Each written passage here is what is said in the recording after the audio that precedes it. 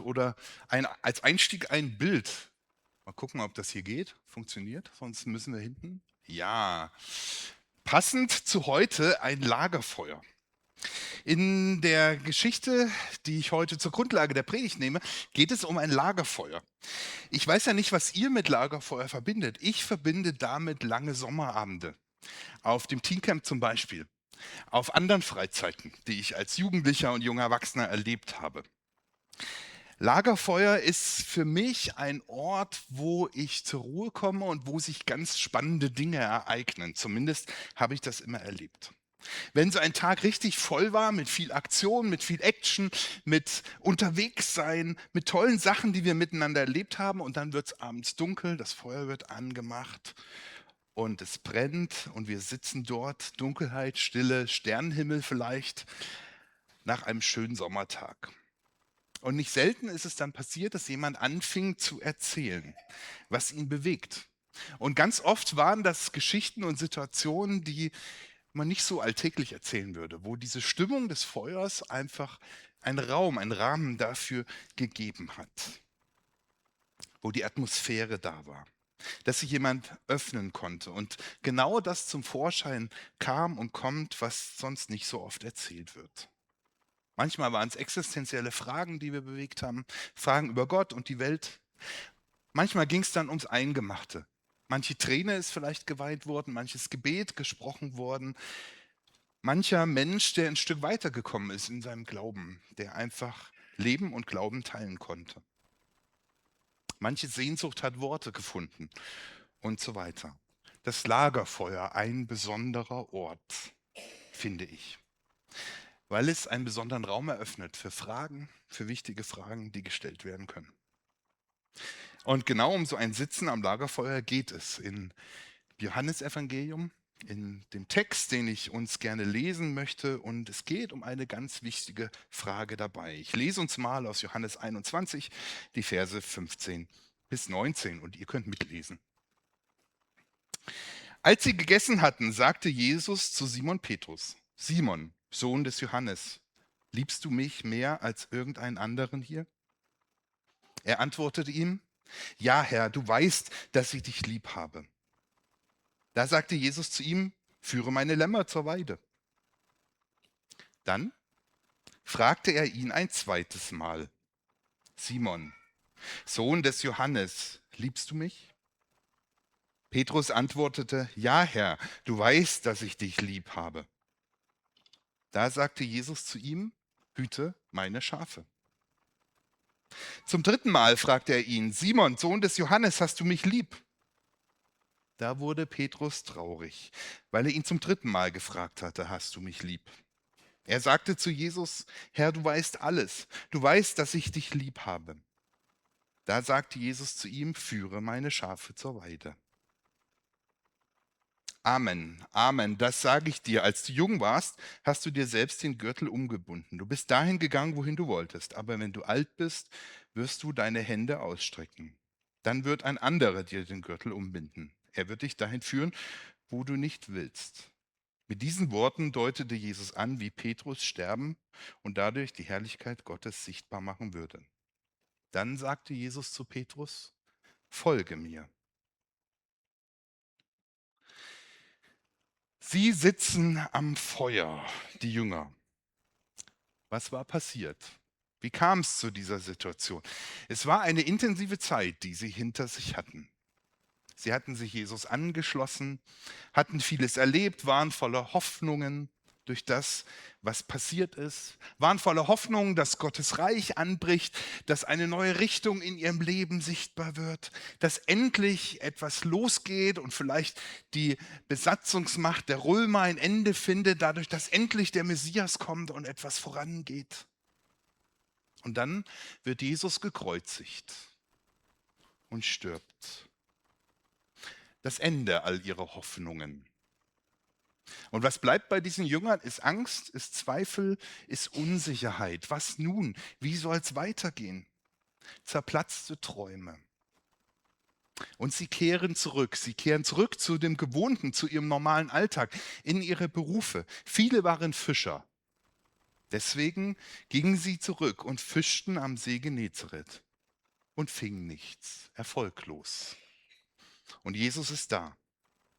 Und das Wunder geschieht, dass sie auf seine Ansage hin nochmal rausfahren und die Netze sind übervoll. Und an Land brennt ein Kohlefeuer. Und als Jesus sie auffordert, dass sie Fische bringen sollen und sie einlädt zu essen, scheint es den Jüngern zu dämmern, wer das ist, der dort sitzt. Das ist Jesus. Sie kehren einfach wieder zu dem Normalen zurück, den Schock verarbeiten, einfach Normalität erleben. Das leben die Jünger hier.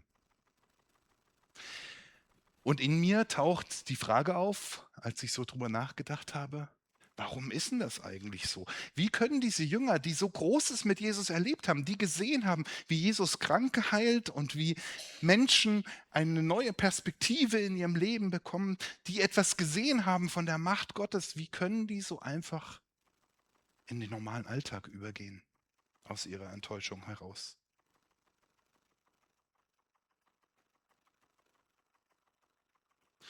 Wie kann das sein? Sie haben so viel Entscheidendes erlebt. Und ich merke in mir, beides ist da. Das Verständnis für diese Jünger auf der einen Seite, dass sie zurückgehen in ihren Alltag, das Normale suchen, aus der Frustration, aus ihrer Angst heraus. Und zugleich die Frage, wie konnte das eigentlich sein? Aber so ist es doch manchmal, so erlebe ich es doch auch in meinem Leben. Leben geschieht nicht einfach in den Hochmomenten nur. Dort, wo ich Gott ganz nah bin, wo ich das Gefühl habe, dass er wirklich eingreift in mein Leben, wo etwas sichtbar wird.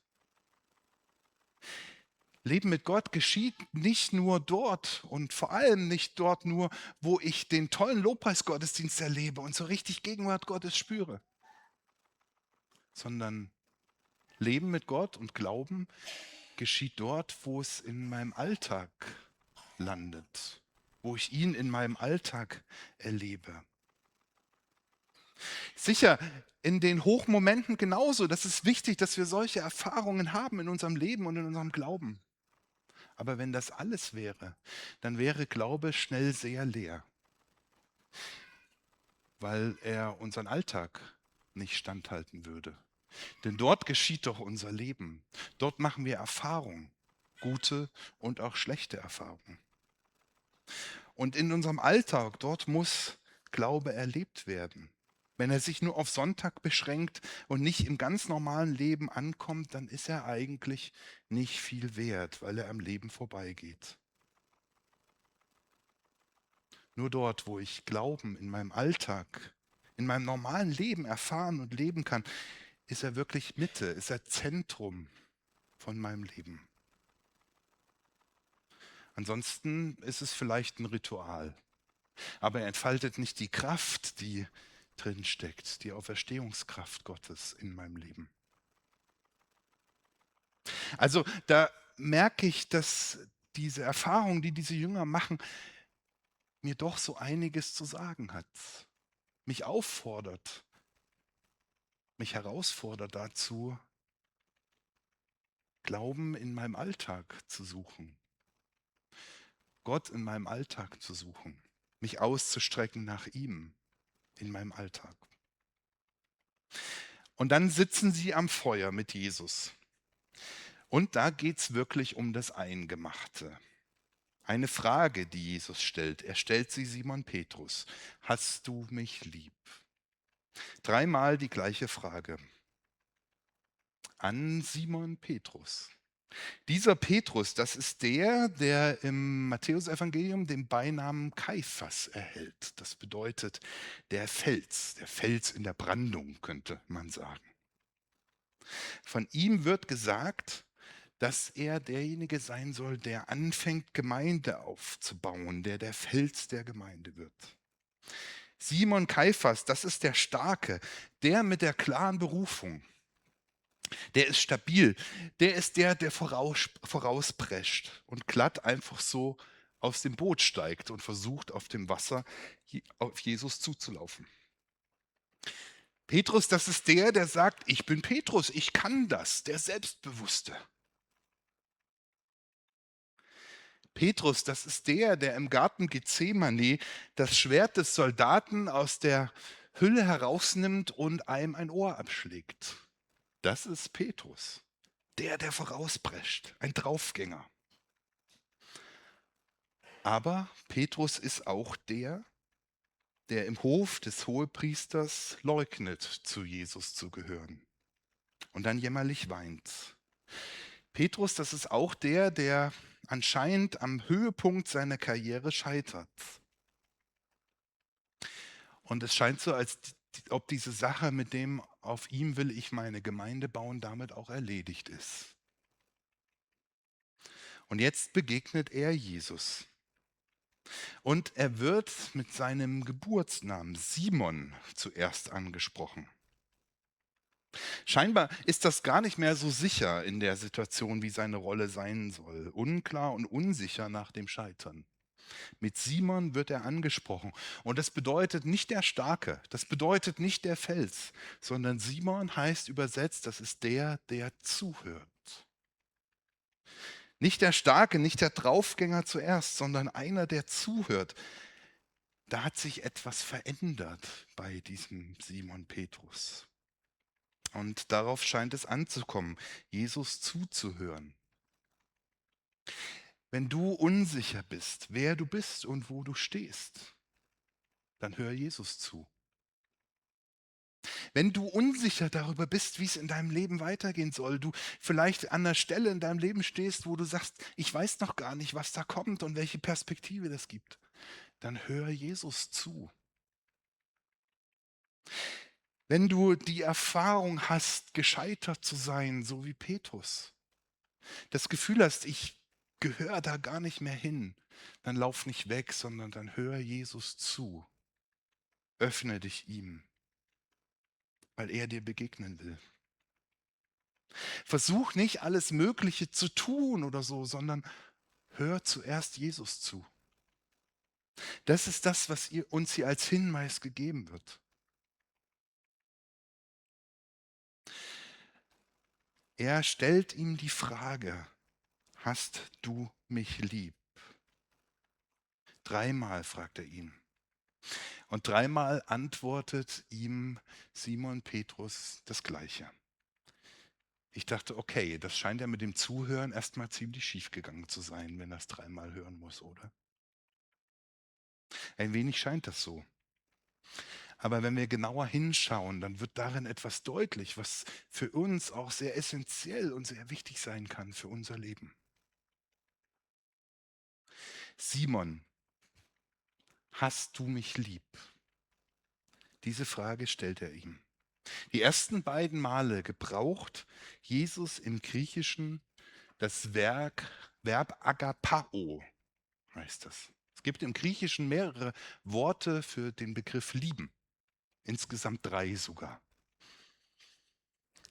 Dieses Wort, das wird im Neuen Testament genutzt, um die Liebe Gottes zu uns auszudrücken. Agape kommt daher, kennt man vielleicht, haben wir schon mal gehört. Und das ist eine ganz besondere Liebe, weil sie bedingungslos liebt, ohne Einschränkung. Es ist sogar eine Liebe, die es schafft, denjenigen, den ich liebe, wertvoll zu machen, wenn er es noch nicht ist. Da ist eine Kraft drin in dieser Liebe. Wenn Gott liebt, ist eine Kraft, eine besondere Kraft da drin. Diese Liebe macht jemanden wertvoll. So liebt Gott uns. Und so fragt Jesus diesen Simon, liebst du mich so, dass ich bei dir diesen Wert habe?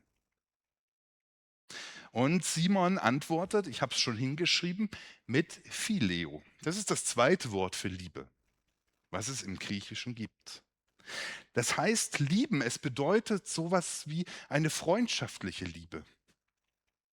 Das hat einen anderen Bedeutungsschwerpunkt. Ich bin dir freundschaftlich zugeneigt. Ich bin gern in deiner Nähe. Ich bin gern mit dir zusammen. Aber das ist ein bisschen unverbindlicher als dieses Agapao. Es ist nicht dieses Wertschaffende, was da mit drin ist. Und Petrus antwortet so, er sagt, ja, ich hab dich lieb, Phileo. So lieben, wie er von Jesus geliebt wird, das kann Simon Petrus nicht versprechen. Das wäre draufgängerisch gewesen. Und das hat er erlebt, wenn er den Mund zu voll nimmt, dass er daran gescheitert ist. Als es eng wurde und sie ihn gefragt haben, gehörst du auch zu dem da? So lieben, wie Jesus ihn liebt, das kann er nicht versprechen. Und dann fragt Jesus ihn ein drittes Mal. Und jetzt ist ganz spannend, dass Jesus hier das Verb benutzt, Phileo. Nicht mehr die Liebe Gottes, sondern er redet mit dem Verb, mit dem auch der Petrus geantwortet hat, mit dieser Freundesliebe, mit der freundschaftlichen Liebe. Und das finde ich so genial an Jesus. Er fordert nicht etwas, was der Simon Petrus gerade nicht leisten kann, was er gerade nicht versprechen kann, sondern er begegnet ihm auf Augenhöhe und sagt, ist es wirklich so, dass du mich freundschaftlich liebst? Sind wir wirklich Freunde? Und er sagt damit auch, weißt du, Simon, das ist okay so, dass es so ist. Das genügt völlig. Es geht nicht um Perfektion. Es geht nicht darum, dass du irgendetwas versuchst zu produzieren, was gerade nicht möglich ist mir gegenüber. Das ist völlig okay. Sondern es geht darum, dass wir in Beziehung miteinander treten und in der Beziehung bleiben. Und das leben, was möglich ist. Jesus ist einer, der geht hier den inneren Weg dieses Petrus mit. Diesen inneren Prozess, den Petrus gehen muss, um Jesus zu begegnen.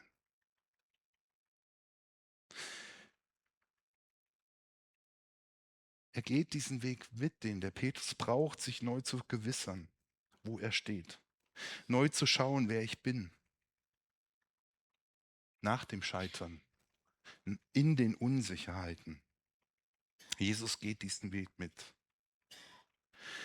Er sagt nicht, alles klar, Petrus, wenn du mich nicht so lieben kannst, wie ich dich liebe, dann sind wir halt geschiedene Leute. Dann funktioniert das hier nicht mehr mit uns.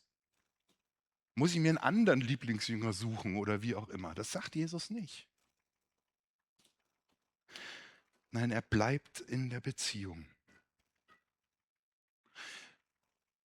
So ist Gott. So ist Gott. Zu diesem Simon Petrus und zu uns ganz genauso. Ihm ist so sehr daran gelegen, dass wir mit ihm im Kontakt sind und in Beziehung mit ihm kommen. Und er nimmt sich die Zeit, unsere Prozesse, das, was bei uns in Gang kommt, mitzugehen. Er überfordert nicht. Er haut uns nicht raus aus der Beziehung, nur weil es irgendwie nicht passt oder wie auch immer. Er fordert nicht irgendeine Perfektion von uns, dass wir noch mal mehr leisten müssen, damit wir irgendwie zu Gott kommen können. Das ist manchmal so eine Idee, die wir haben, dass wir noch etwas tun müssen. So ist Gott nicht, sondern er begegnet uns in unseren Prozessen und ist einfach da und bleibt im Kontakt zu uns. Und bei jeder Frage, die Jesus diesem Simon stellt, geschieht Berufung. Jedes Mal, wenn Simon antwortet, bestätigt er die Berufung des Petrus. Er soll Hirte sein, er soll führen und er soll weiden. Nichts, aber gar nichts nimmt er weg von dieser ursprünglichen Berufung, die der Petrus mal bekommen hat, dieser Kaiphas, dieser Fels, auf dem Gemeinde gebaut werden soll. Auch wenn Scheitern da ist, sucht Jesus Beziehung zu ihm und bleibt ihm treu. So ist Jesus mit Petrus, so geht er mit ihm um. Zwischen dem Scheitern des Petrus und dieser Begegnung hier mit Jesus, da steht das Kreuz. Und das Kreuz bedeutet, du Petrus, ich liebe dich. Dein Scheitern ist nicht das Ende unserer Beziehung. Es gibt die Chance auf Neuanfang. Es gibt die Chance auf Vergebung. Es gibt die Chance für Veränderung. Und du hast Berufung, Petrus. Das sagt dieses Kreuz. So geht Gott mit Petrus um und so geht er mit uns um, mit dir, mit mir. Er sagt dir, dort, wo du scheiterst, ist deine Geschichte mit Gott und Jesus längst nicht zu Ende. Auch wenn du das glaubst, sondern da ist Neuanfang möglich durch das Kreuz. Und wenn Gott dich beruft und dir einen Job gibt, einen Auftrag gibt, eine Begabung schenkt, dich an eine Stelle irgendwo stellt in deinem Leben oder in der Gemeinde, dann ist das nicht zu Ende, nur weil du gerade in Unsicherheiten bist innerlich oder gescheitert bist oder irgendwas schräg ist, sondern das bleibt. Das ändert sich nicht, weil er dich liebt mit dieser Agape-Liebe, mit diesem Agapao. Er liebt dich mit einer Liebe, die dich nicht aufgibt und die dir Wert gibt und die dir vergibt und immer wieder neu anfängt mit dir. Er liebt dich mit einer Liebe, die dir Verantwortung schenkt für dich selbst und für andere. Gott ändert nichts daran. Und das wird deutlich in diese Verantwortung, dass der Petrus immer wieder an seine Berufung erinnert wird. Ich habe Verantwortung gesagt, in die der Petrus gesetzt wird. Und ich habe dieses Wort Verantwortung bewusst gewählt, weil um das geht es bei dem Führen und Hüten der Schafe. Manch einer will daraus einen Anspruch auf Führung und Macht ableiten. Macht in der Kirche oder wo auch immer. Und entstanden daraus ist oft viel Leid und Missbrauch von Macht. Aber was Jesus hier mit auf den Weg gibt, das ist nicht zuerst Macht, sondern es ist Verantwortung. Und zwar in zweierlei Hinsicht. Mit mir selber gegenüber. Petrus ist verantwortlich dafür, wie er mit seinem Scheitern und dann auch mit seinem weiteren Leben, seinem Glauben, seiner Zukunft umgeht. Das ist Verantwortung, die jeder von uns hat. Die wird ihm nicht abgenommen. Jesus fragt ihn und er darf antworten. Also Aussagen, sorgt ihr mir mal dafür, dass es mir wieder gut geht, zum Beispiel. Oder da müsst ihr mal schauen, wie es in der Gemeinde weitergeht, dass die mal wieder so richtig ins Laufen kommt oder so. Die sind nicht richtig. Wir sind alle berufen und herausgefordert, Verantwortung zu übernehmen. Für uns selber, für unsere Beziehung zu Jesus und dann auch für die anderen. Es funktioniert nicht, wenn ich Verantwortung abtrete. Das Zweite ist anderen gegenüber. Petrus wird berufen, sich um andere zu kümmern, für sie zu sorgen. Fürsorge. Aber der Auftrag heißt nicht, hüte deine Schafe oder deine Lämmer, sondern er heißt, hüte meine Schafe. Jesus ist und bleibt der Hirte der Schafe. Das ist nicht der Petrus. Petrus wird nicht zum selbstständigen Unternehmer erhoben für das Gemeindegründungsprojekt. Petrus ist Mitarbeiter. Er hat einen Auftrag der Fürsorge, nicht der Herrschaft und Macht. So ist es eine Begegnung mit Jesus, die wir hier erleben und zu der wir auch eingeladen sind, Verantwortung zu leben. Und das ist mit Sicherheit nicht das Gemütlichste, weil es herausfordert, jeden von uns. Aber so enden Lagerfeuergeschichten relativ oft, würde ich sagen.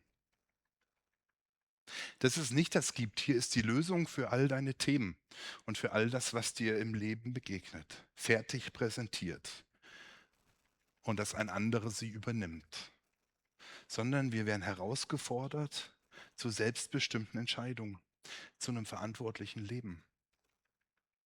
Und deswegen endet auch die Geschichte bei Johannes mit der Einladung und der Aufforderung zugleich, folge mir nach. Petrus, folge mir nach. Eine Aufforderung Jesu an dich und an mich ganz genauso. An diesem Sonntag, verbunden mit der Frage, hast du mich lieb?